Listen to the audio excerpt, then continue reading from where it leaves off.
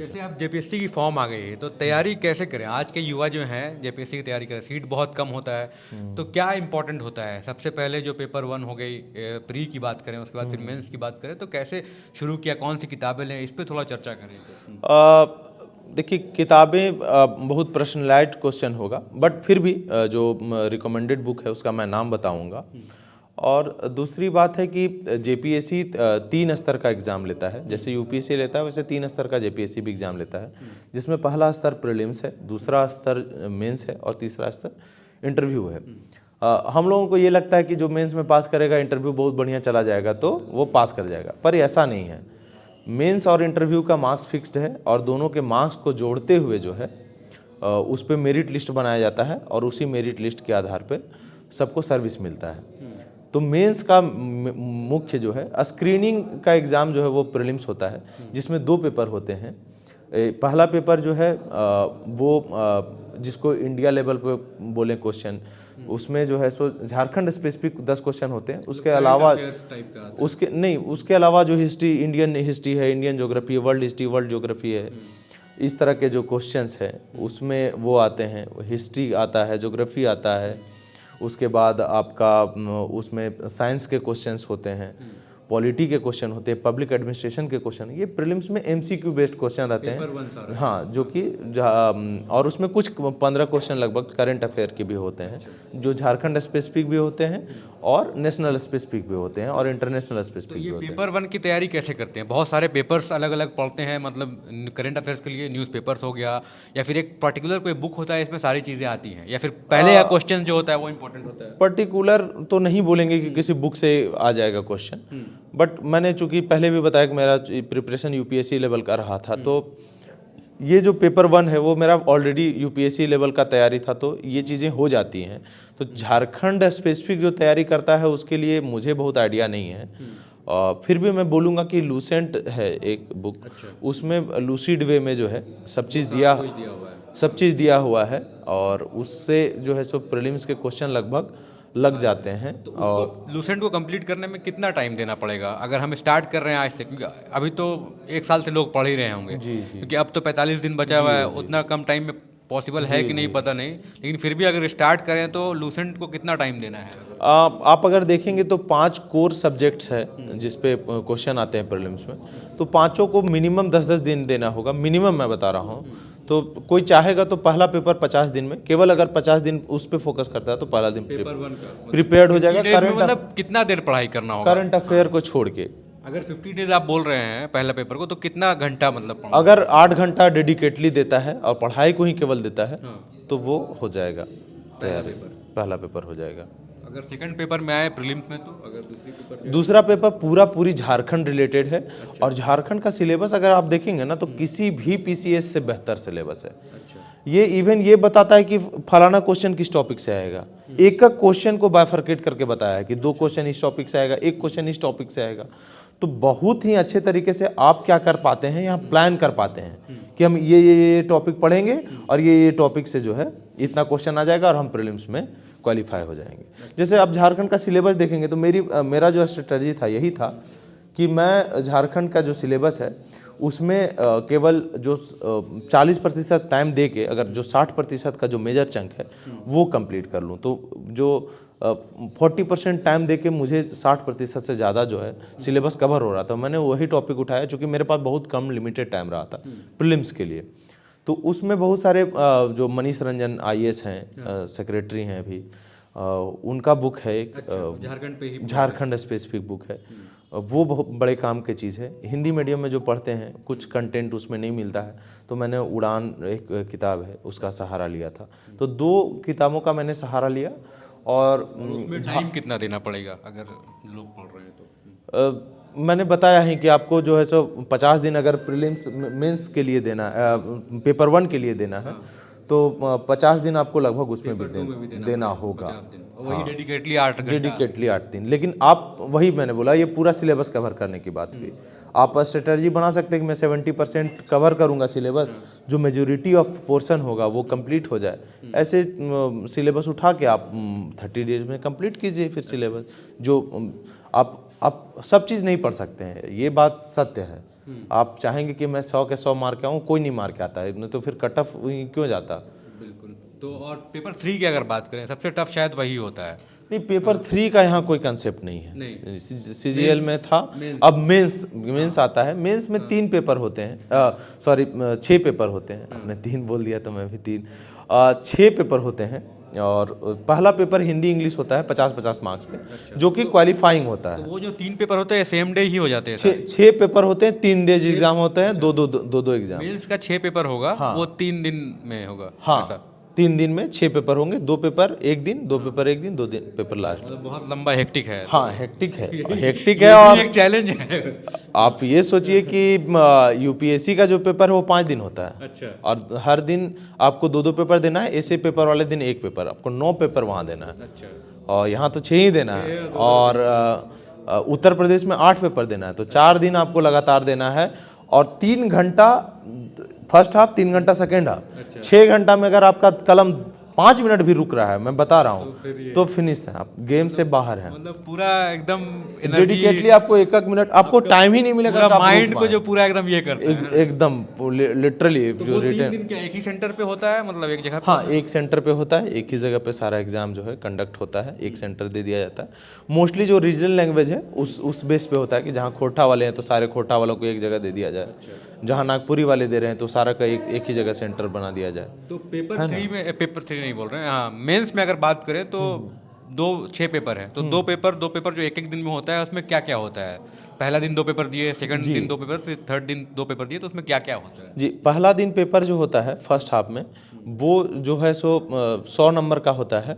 उसमें हिंदी होता है 50 नंबर का और इंग्लिश होता है 50 नंबर का, जो कि टोटली क्वालिफाइंग है। आप जो है दोनों मिला के 33% ले आते हैं, दोनों मिला के पास कर जाना है बस। दोनों मिला के आप 33, आप इवन 50 हिंदी में ही 33 नंबर ले आए तो पास कर गए। मतलब वो क्वालिफाइंग है, क्वालिफाइंग पेपर है ये। अगर पास कर गए तो आप जो है अगला कॉपी आपका चेक होता है। तो पेपर वही सेकंड डे का अगर बात करें, पहला डे ही फिर आपका सेकंड हाफ में एक पेपर होता है रीजनल लैंग्वेज का।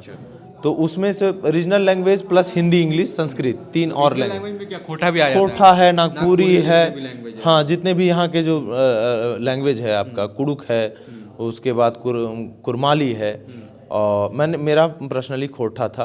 और तो ये जो खोटा होता है ये काउंट होगा, मतलब मार्क्स में? खोटा का 150 मार्क्स का एग्जाम होता है जो कि काउंट होगा। मेंस टोटल जो है 950 नंबर का है, जिसमें 200 नंबर का 4 पेपर होगा जो मैं आगे बताऊंगा, और 150 नंबर का रीजनल लैंग्वेज या कोई लैंग्वेज का है। Hindi English and Sanskrit included है इसमें। तो खोटा की तैयारी, मतलब कोई पर्टिकुलर बुक है पेपर उसके लिए? उसके लिए बहुत सारे बुक हैं, BN ओहदार साहब हैं, उनकी किताब है। हम लोगों से पहले जो है सो 6 JPSC में महादेव महतो करके एक पास किए हैं, हजारीबाग के ही रहने वाले हैं। अच्छा। उनका नोट्स मैंने मंगवाया था और उसमें सारी चीज़ें दी हुई है। उनके नोट से ही पढ़ के मेरा जो है खोटा का तैयारी हुआ था। और मैंने बताया कि मेरे बड़े भैया पहले भी दे चुके थे मैं, तो उन्होंने पढ़ाया नोट्स, और प्लस में भैया का पढ़ाया हुआ से मेरा खोटा प्रिपेयर हुआ। और हम लोग बगरी, छगरी, लेरू, पठरू सब जानते ही हैं, तो उसका यूज किया। और बताते चलूं कि इसी में करम परब पर जो है सो लेख लिखने का मिला था, तो मैंने गांव में बहुत सुना है, तो मैंने उसमें एक जिक्र भी किया, कांसियो कूसियो हो कि भरी भादे फूटो है बेलोंग जनाए कि भरी भादो। तो खोटा का एक जो पूरा मास्टरी हो गया जी, तो एक मैंने जो हम लोग का बोलचाल में चलता आ रहा था, तो उसको भी मैंने पेपर में इम्प्लीमेंट करने की कोशिश किया। अब बात करते हैं दूसरा पेपर का। दूसरा दिन जो है, जो जिसको थर्ड पेपर बोलेंगे, वो हिस्ट्री प्लस ज्योग्राफी होता है। जो अब जो कॉमन है, हिस्ट्री प्लस ज्योग्राफी सबको देना। अब जो 4 पेपर होने वाले हैं सबको देना है। और ये जो जितने भी पेपर है, इसमें 20-20 MCQ क्वेश्चन होगा, 2-2 मार्क्स का। मतलब 40 नंबर का जो MCQ रहेगा, बाकी रिटन रहेगा।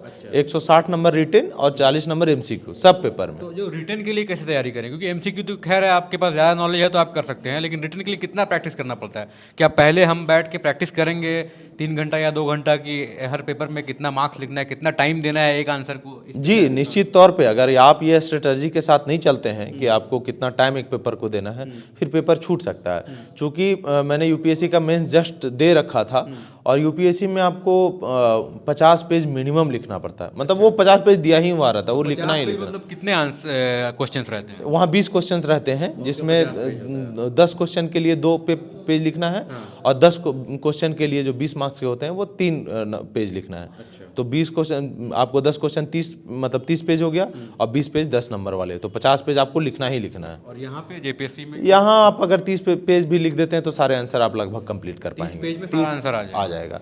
तो उतना मेरा प्रैक्टिस था, लेकिन अब मैंने जो केवल जेपीएससी की तैयारी करते हैं उनके लिए सुझाव होगा कि आप प्रैक्टिस करें लिखने का, क्योंकि 30 पेज भी आपको लिखने में जो है वो मैंने 50 पेजेस लिखे थे यूपीएससी में, उसके बावजूद 30 पेजेस लिखने में बहुत बार मुझे भी जो है सो कठिनाइयों का सामना करना पड़ रहा था। एक टोटल क्वेश्चंस कितना होता है हिस्ट्री ज्योग्राफी की अगर बात करें? हिस्ट्री में आपको 4 क्वेश्चन दिए जाएंगे, उसमें 2 क्वेश्चन आपको लिखना है। 2 लिखना है। जैसे क्वेश्चन में कितना टाइम देना है? अगर 2 क्वेश्चन में आप जैसे आप मान के चलिए कि आप एमसीक्यू 20 जो एमसीक्यू है, अगर आप 20 मिनट में सॉल्व कर लेते हैं, 3 घंटा का एग्जाम है, आपके पास 2 घंटा 40 मिनट बचा हुआ है, 4 क्वेश्चन है आपके पास, उसी हिसाब से आप बांट लीजिए और कर लीजिए। तो एक चीज़ और है, जैसे एग्जाम में गए हैं आप, टाइम का प्रेशर रहता है, तो वहाँ पे क्या रफ में प्रैक्टिस करते हैं? पहले एक क्वेश्चन मिला उसको रफ में प्रैक्टिस करते हैं आंसर लिखने की, डायरेक्ट स्टार्ट कर देते हैं लिखना? यूपीएससी में जो है सो उतना टाइम नहीं मिलता तो आप वो नहीं कर पाते। एसे के अलावा एसे में आपको बनाना पड़ता है चार्ट। यहाँ थोड़ा सा टाइम मिलता है, आप मेंटली भी सोच के अगर लिखना चाहें तो बहुत एलोबरेट नहीं लिखना है आपको कि वो करना पड़े।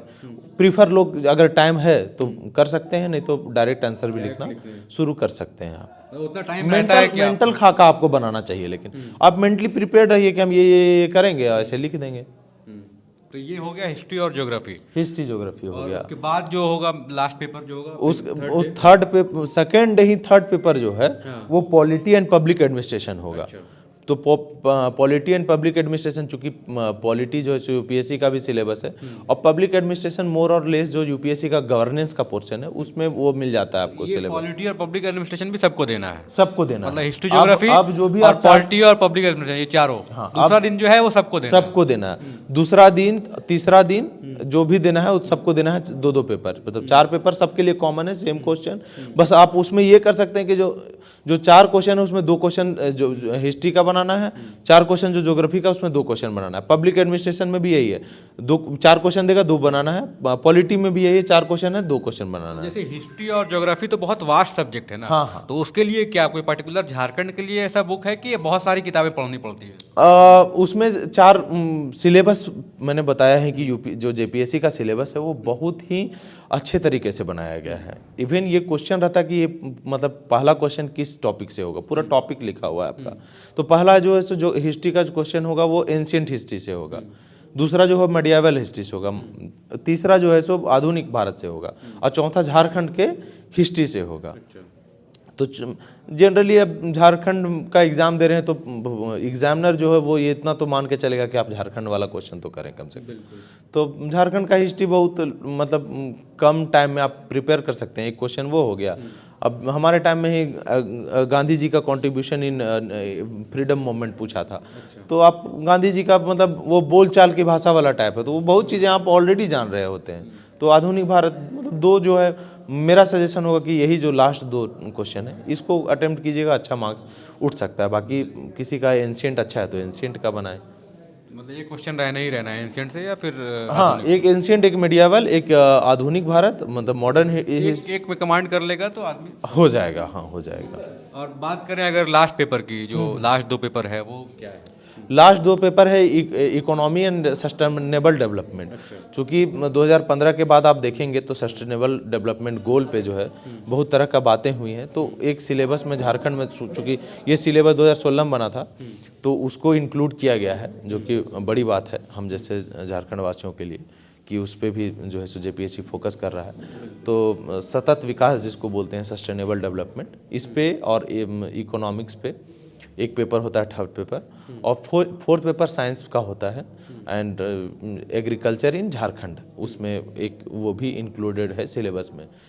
ये केवल जो साइंस का पेपर है इसमें आपको 5 क्वेश्चन बनाने होते हैं। बाकी जितना मैंने अभी बताया जो कॉमन पेपर थे उसमें 3-4 ही क्वेश्चन बनाना होता है। यहाँ आपको 5 क्वेश्चन बनाने होते हैं 36-36 मार्क्स के, बाकी सब में 40-40 मार्क्स के क्वेश्चन थे। तो ये चीज़ का भी ध्यान रखना है लोगों को, क्योंकि 4-4 लिख के आते हैं फिर वो उनको याद नहीं रहता, फिर पता चलता है कि उसमें भी 4 लिख के आ गया, सिर्फ 36 नंबर का छूट गया। 36 में हो सकता है आप 20 नंबर ला रहे होते, 20 नंबर में आप हो सकता था कि रैंक 1 होते, सीधे आप 100 नंबर पे जाएंगे रैंक। बिल्कुल, तो यही है। तो अब इनको पढ़ने के लिए मान लीजिए रिवीजन कितना करना पड़ता है? ऐसे सब कुछ पढ़ लिया, रिवीजन के लिए कितना टाइम निकाले? अगर जेपीएससी मान लीजिए एक हफ्ता बाद है या फिर 10 दिन, तो वो 10 दिन एक हफ्ता क्या करते हैं? मैं स्ट्रेटजी के तौर पे लोगों को यही बताया करता हूँ कि पहले अगर नोटिफिकेशन नहीं आता है तो मेंस का पढ़ाई कीजिए, केवल मेंस का पढ़िए। नोटिफिकेशन आ जाता है, प्रीलिम्स का शुरू कर दीजिए, क्योंकि कब प्रीलिम्स हो जाएगा कोई नहीं जानता है। तो प्रीलिम्स के लिए तब तक तैयार रहिए जब भी एग्ज़ाम होता है। तो अभी तो बहुत कम टाइम दिया है, लेकिन आई होप आगे एक्सटेंड हो तो टाइम मिल जाए बच्चों को। पर प्रीलिम्स के लिए अभी से पढ़ना शुरू कर दें, उसमें कोई कोताही ना करें। मेंस पढ़ के आप कुछ नहीं करेंगे अगर आपका प्रीलिम्स ही नहीं होता है तो प्रीलिम्स के लिए अब पढ़ना शुरू करना का सही वक्त है, और प्रीलिम्स को पढ़ें। और प्रिपरेशन के दौरान जो है, रिवीजन के बिना आप अगर चाहेंगे कि मुझे चीज़ें याद रहे तो ये भूल है। आपको रिवीजन करना ही चाहिए। और प्रीलिम्स अगर निकल गया उसके बाद इंटरव्यू का जो टाइम होता है, नहीं उसके बाद मेंस का जो टाइम होता है, तो वो इनफ टाइम होता है कि? मेंस के लिए इनफ टाइम होता है, थोड़ा बहुत अगर आप पहले से पढ़ के रखे हैं तो नोटिफिकेशन से पहले, चूंकि जेपीएससी वाले जितने होते हैं मोस्टली डेडिकेटेड पर्सन होते हैं। बहुत कम लोग हैं जो इंक्लूडिंग मी जो हैं जो मेंस का गैप था उसी में उन्होंने मेंस का तैयारी किया है। और पहले श्योर हो गए पीटी की निकल गया कि नहीं, है ना? हाँ, नहीं वो मैं चूंकि यूपीएससी वाला में था, और यूपीएससी का प्रीलिम्स जो है जेपीएससी के ठीक 15 दिन बाद था प्रीलिम्स के। तो पूरा जो है सो 10 दिन पहले, जेपीएससी के 10 दिन पहले तक मैं यूपीएससी ही पढ़ रहा था। 10 दिन टाइम दे के प्रीलिम्स को जो है, चूंकि बहुत चीज़ें प्रिपेयर था, मैंने बोला कि मैंने सिर्फ फोकस्ड स्टडी किया है। जो चीज़ बहुत कम टाइम में प्रिपेयर कर सकता था उसको पढ़ा है। भैया को बहुत चीज़ जो लगता था कि वो कारगर होगा, उनका एनालिसिस, इन चीज़ों को मिलाते हुए और ग्रुप डिस्कशन करते हुए जो है मेरा जेपीएससी का तैयारी हुआ था। तो अगर मेंस हो गया, मेंस भी क्लियर हो गया, तो इंटरव्यू की अगर बात करें तो जो वो फेज़ होता है, इंटरव्यू वाला फेज़, उस टाइम में क्या करते हैं? मतलब क्या तैयारी करते हैं? इंटरव्यू बेसिकली आपके पर्सनैलिटी टेस्ट पे एग्जाम होता है। सिर्फ जो है आपका नॉलेज नहीं है, नॉलेज का आपका जो प्रीलिम्स में ही हो गया स्क्रीनिंग करके, आपका जो बौद्धिक क्षमता है और लिखने का और बैठने की जो क्षमता है वो मेंस में आपका ले लिया जाता है। तो अब आपका जो है सो पेशेंस लेवल चेक किया जाएगा, आपका जो है सो बैठने का तरीका, आपका जो पब्लिक के बीच जो है डील करने का जो क्षमता है, ये चेक किया जाएगा। और आपके होल जो पर्सनैलिटी है इसको टेस्ट किया जाना है। तो इस तरह का जो प्रिपरेशन है वो बेसिकली आप पे पूरी जो है सो निर्भर करता है। और मैं मुझे हर्ष है ये बताते हुए कि इसमें आपका वही मैंने बताया कि आपका जो पिछला काम है, आपका जो पिछले एक्सपीरियंस है, वो बड़े काम आते हैं। और मुझे राष्ट्रपति पुरस्कार मिल चुका था, और किसी बात पे जिक्र आया तो मैंने जो हमारी बोर्ड की चेयरवुमन थी अजीता भट्टाचार्य, उनको बताया, और फिर वो एक अलग डायरेक्शन में ही मूव किया। उन्होंने झारखंड में डायन प्रथा को एरिडिकेट करने के लिए मुझसे पूछा कि कैसे करेंगे। उस पर मेरा जो सजेशन था वो उनको वो खुद से बोली कि ये तो एनएसएस टाइप का लग रहा है। तो बोला कि मैंने बोला हाँ मैम, मुझे एनएसएस में राष्ट्रपति पुरस्कार भी मिल चुका है मैम। तो वो बड़ी प्रसन्न हुई, और उस बोर्ड का जो सबसे हाईएस्ट मार्क्स था जो सेलेक्टेड कैंडिडेट्स में, वो मुझे ही प्राप्त हुआ है। तो मतलब ऐसा कुछ क्वेश्चन नहीं रहा जहां आप फंसे इंटरव्यू में? नहीं, ये ऐसा नहीं होता है। मुझे 2-3 क्वेश्चन में जो है मुझे उसी दिन के न्यूज़पेपर से एक क्वेश्चन पूछा गया था। और वो द हिंदू से पूछा गया था। और चूँकि मुझे लगा था कि झारखंड का है, तो मैं प्रभात खबर, हिंदुस्तान, दैनिक जागरण, भास्कर, ये सब जो है लोकल न्यूज़पेपर पढ़ के गया था। लेकिन क्वेश्चन मुझे जो है द हिंदू से पूछा गया था कि एक कोई कंट्री है जो कि क्वाड में शामिल होना चाहता है। और वो भी जिक्र आ गया था, क्योंकि अब मैं मतलब वो थोड़ा कंफ्यूजिंग स्टेट में बता नहीं पाया। मैं इंडिया को साउथ कोरिया में 2017 में रिप्रेजेंट कर चुका हूँ एज ए यंग डेलीगेट। और मैं वहाँ डेलीगेशन में जो है उस टीम को मैंने ही लीड किया था 2017 में। तो ये भी जिक्र आया था, और इसी पे क्वेश्चन था, और उसका आंसर भी साउथ कोरिया था। तो मैं ये आंसर नहीं दे पाया था। तो आप फॉर्मली जो है वो बड़े ही अच्छे तरीके से बोल सकते हैं कि मुझे इस बात की अभी जानकारी नहीं है। तो इसका बहुत फर्क नहीं पड़ता है, आप किस तरह से ना बोलते हैं इस पे बड़ा फर्क पड़ता है, आप कितने अच्छे तरीके से इस चीज़ को रिप्रेजेंट करते हैं। बिल्कुल। तो हम लोग बात कर रहे थे प्रशांत कुमार जी से, जो जेपीएससी में 39 रैंक लाके डीएसपी बने और किस तरह से तैयारी की, और अभी जो जेपीएससी का नोटिफिकेशन आया है 342 सीट उसमें आई है, कैसे जो है लोग अब प्रिपेयर करेंगे उस पर चर्चा हो रही थी। बहुत बहुत धन्यवाद, बहुत बहुत धन्यवाद। Thank you.